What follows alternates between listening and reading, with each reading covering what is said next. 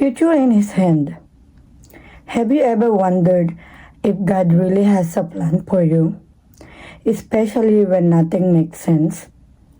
What if the season you're in right now isn't the end of your story? Today I want to talk about a verse that a lot of people know, quote, and hold on to. It's on Jeremiah 29, verse 11.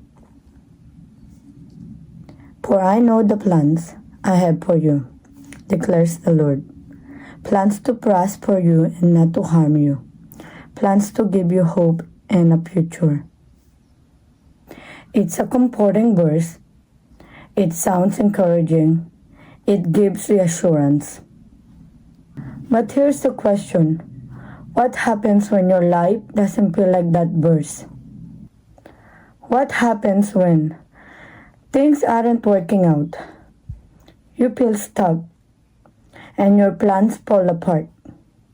Because if we're honest, there are moments when life doesn't feel like hope and a future. It feels confusing, delayed, even disappointing. Let's walk through this together. Part 1. The reality behind the promise. Before this verse becomes something people put on posters or social media, it was spoken into a very difficult situation. The people it was written to weren't comfortable. They were in exile. They were in a place they didn't want to be. Their lives didn't go according to plans. Everything familiar was taken away. So when God said, I know the plans I have for you, it wasn't said during a time of success. It was said during a time of struggle. That changes how we understand the verse because it tells us something important. God's plan is still in motion, even when your situation feels off track. There was a time in my life when things didn't go the way I expected. I have a plan, clear, structured, thought out. But things shifted. Opportunities didn't happen. Certain doors stayed closed. And I remember thinking, this doesn't feel like a good plan. Maybe you'd had a moment like that too, where you questioned, am I on the right path? Did I mess something up? Why isn't this working? And in those moments, this verse becomes more than words. It becomes something you have to decide whether you believe. Part 2. Plans to prosper you and not to harm you. Now let's talk about this phrase. At first glance, it sounds like everything should go well at the time. But that's not what it means. Because the people hearing this were still in a difficult season. Their situation didn't immediately improve. So prosper doesn't mean no problems, no setbacks, no challenges.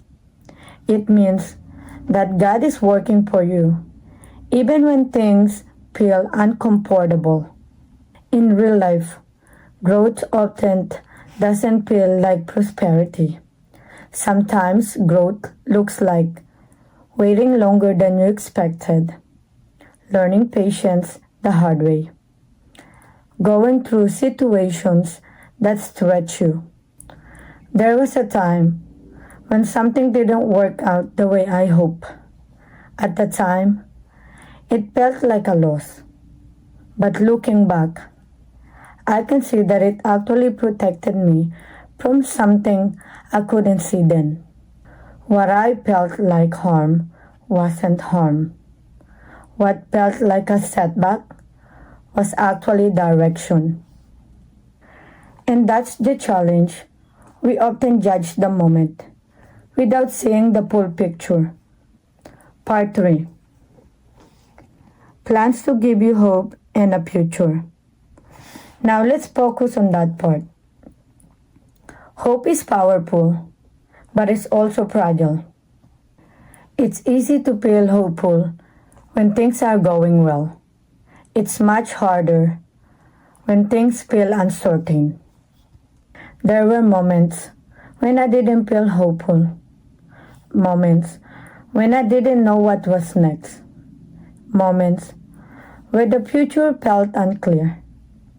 And in those moments, it's easy to assume that nothing is happening. But just because you don't see progress doesn't mean there isn't progress.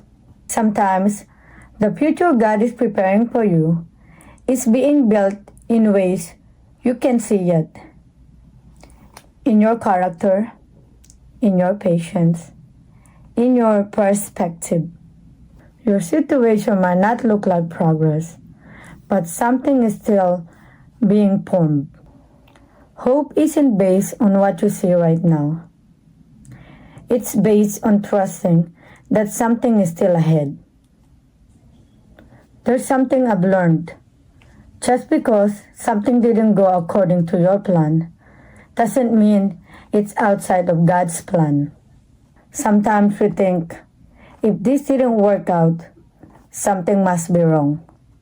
But sometimes it didn't work out because something is being redirected. And that's not always easy to accept because we like certainty, we like clear answers, we like knowing what's next. But faith often means walking forward without having everything figured out. So as we close, I want to leave you with this. This verse isn't just for the moments when life is going well. It's for the moments when you feel uncertain, things don't make sense, your plans fall apart, because that's when you need it the most. Remember with Jesus, the race is not a sprint, it is a marathon. It's not the destination, it's the journey, and He is with us.